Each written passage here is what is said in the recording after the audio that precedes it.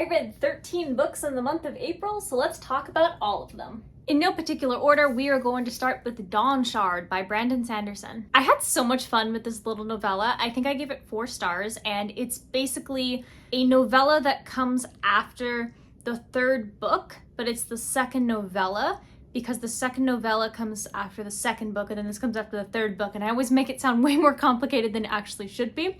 But this is like the final novella, and then you read the final book, which is Rhythm of War, and it's part of the Stormlight Archive series that I'm reading, and this is so much fun. It focused on 2 kind of like characters who are often overshadowed. They're not really like main characters, but they're important for the story, and so just kind of learning about those characters a little bit more, following them along, and like seeing how that they're going to be impacting the story moving forward, I thought was really, really fun, and I really enjoyed this book. Next up, we got Darling Girls by Sally Hepworth.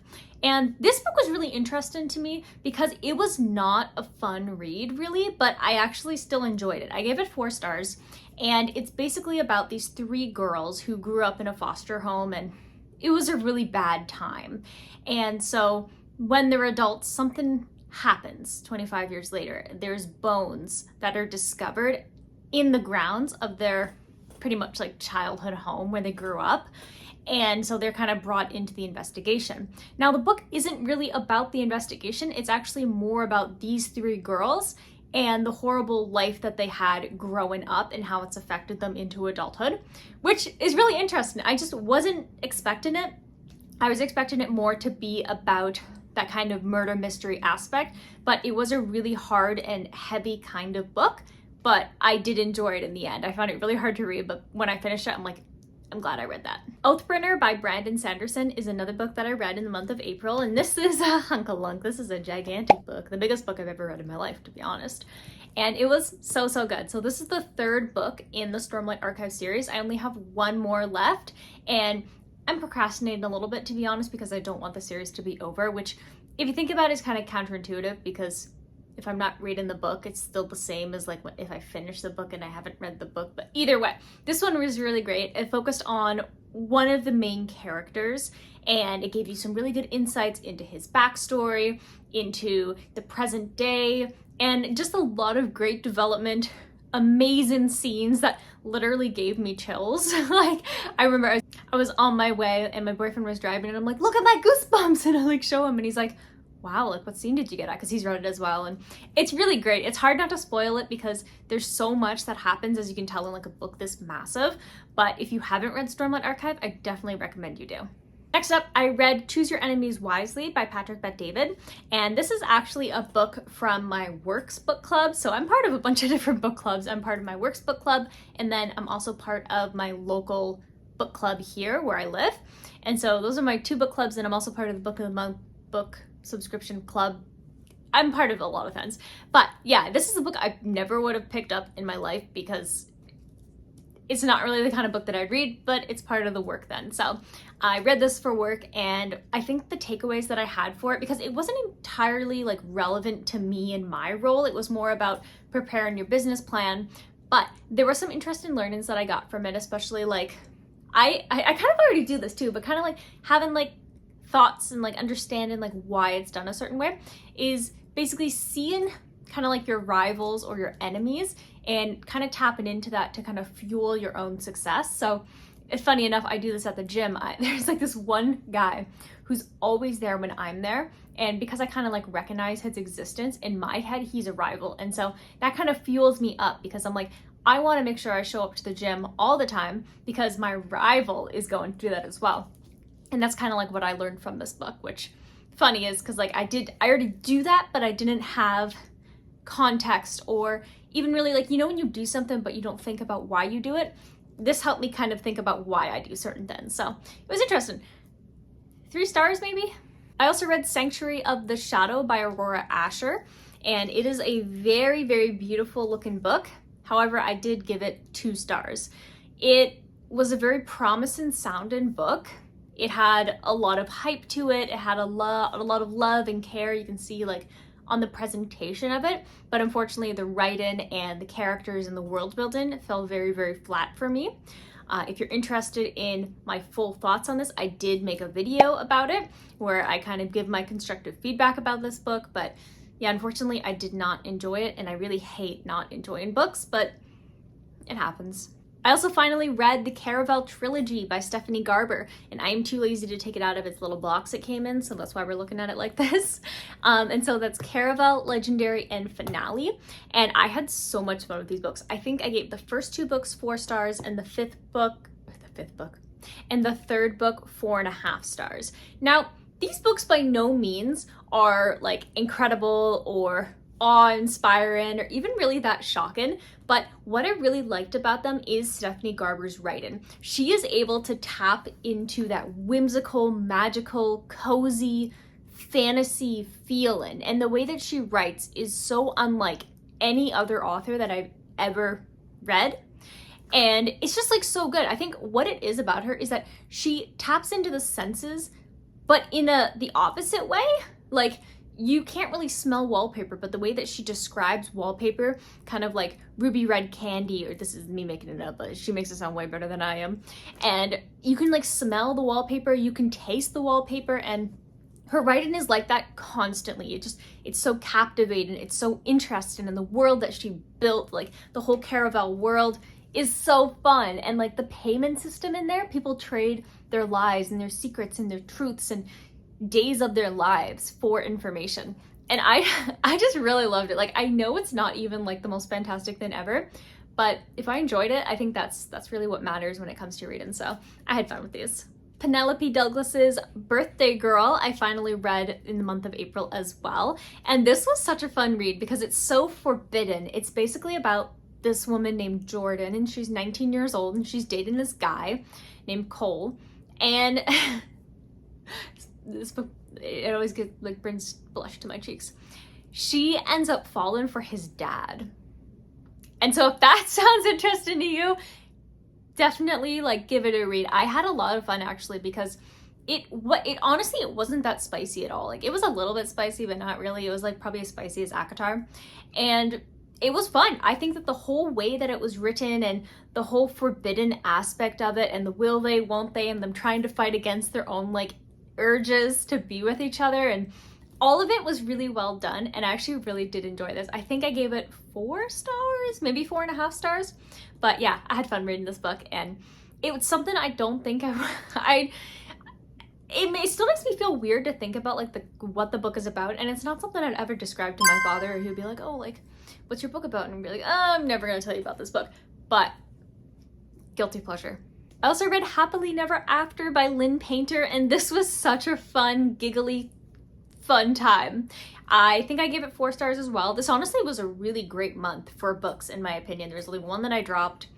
Everything else was between 3 and 4 stars, which is pretty good. I'm not hard to please though. But this was really fun because it was basically about these 2 characters, and this guy, his job is to object at weddings, and that's for like people who don't want to get married. Maybe their spouses, like the future spouse, is cheating. Maybe it's an arranged marriage.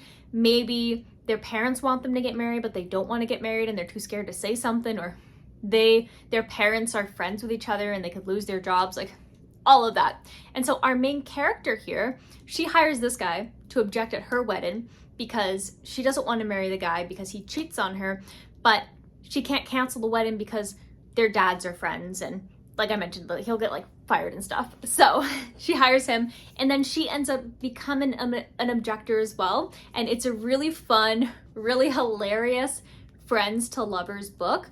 It had me kicking my feet. I was giggling. I was screaming like with joy. I had so much fun with this book, and just thinking about it just makes me really happy. If I didn't give it 4.5, I probably will, just because like I had such a good time. It makes my heart so warm and fuzzy. How to End a Love Story by Yulia and Kaung. I absolutely love this book. This is a 5-star read for me.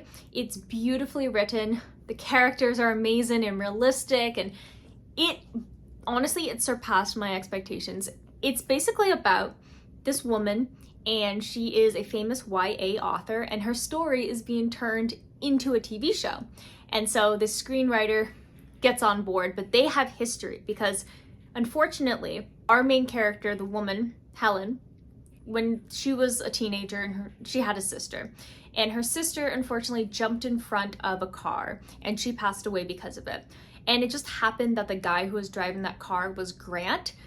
And so she hates Grant because she blames him, despite him just happened to be the guy who was driving. Like, it literally could have been anybody else. But this book deals with grief and complex emotions and Chinese culture as well, and really just so much. And also just like the film industry, and it makes me very emotional. I almost cried at this book. It's so well done. And the way that they handle mental health in this book is so well done, so well written. Everything about this book, I highly, highly recommend this book. I thought it was just going to be a funny enemies to lovers rom-com, but it's so, so much more, and it was a good time. Also read Cara Bastone's Ready or Not.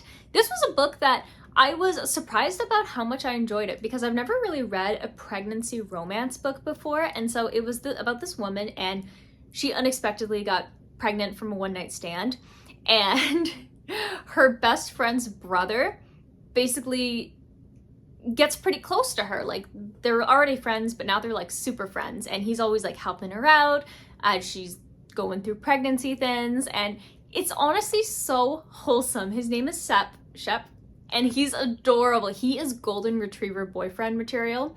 He's adorable. He's so cute. At first I didn't like our main character, but eventually she grew on me, and the dynamic between her and Shep was so well done.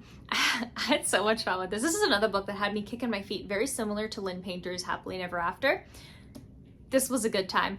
I think I gave it 4 stars as well, to be honest. Like, it made me warm and fuzzy, made me happy, made me giggly. It was a good time. And it was also really interesting to see what the world is like for pregnant people. And yeah, I have no idea what that world is like. I don't think I'll know what that world looks like for a very long time. So it was just interesting to see that being represented in a book, and also just how bizarre healthcare can be as a woman. Like, if you are a woman, you know what I mean. Yeah. And then the last book that I can't really say I read because it was an audiobook, so I don't know if it really counts, but either way, it was The Teacher by Freida McFadden. And I think I gave it 3 stars. It was interesting. It's basically, it follows these 2 characters, Addie and Eve. Addie's a high schooler who everybody thinks that she slept with her teacher the year prior, and he was like this old Santa Claus kind of man, so he gets fired, and she's now like a pariah. And then Eve is a math teacher at the school. And it's hard not to spoil it because I didn't know what this book was about. I was like, oh, it's like about these 2 people, and I don't know, we'll see where it goes, because I know like Freida McFadden is known for her mysteries and probably like murder kind of stuff. I've never read anything of hers before. I do own The Housemaid, which is like how I've kind of heard about her, but I haven't read it yet. But The Teacher, I didn't know what to expect, and honestly it was kind of a gross story, to be honest, but I constantly think about it. Like, I don't know if I enjoyed it or not though. Like, I had no idea what the book was about. I just continued to listen to it though because I was curious, and I felt like maybe the pacing was a little bit too slow for me. I had no idea what was going on until we actually got to like the plot, and that was like halfway through the book, and that's when it started to pick up, and I was like, oh, like, what's going to happen? What's going to go on? And that twist at the end, ugh, that was gross. Like, why? Why would that have to happen? That's so gross. Like, did she know? Did she know? If she did, she's a hypocrite. But yeah, that's all I'll say about that book. I think I still don't know what to think. Like, I think about it, like I mentioned, I think about it all the time, but I didn't really enjoy it, and it wasn't like the best thing I've ever read, but I don't know. It's interesting. So yeah, these are all the books, woo, that I read in April. So if you think that any of these books sound interesting, or maybe the genres are completely up your alley, these are the kind of books that I do read. So if you haven't already, definitely hit the subscribe button and turn on the bell notification. That way you get notified anytime a new video comes out. If you enjoyed this video, and if you're really happy that my cute little frog is visible in the background, let me reveal her eyes there. Also, this looks like a, wait, this way. Looks like a little smiley face and eyes, but it's actually her nose and mouth. If you think that she's adorable, definitely hit the like button, and I'll see you next video. Bye!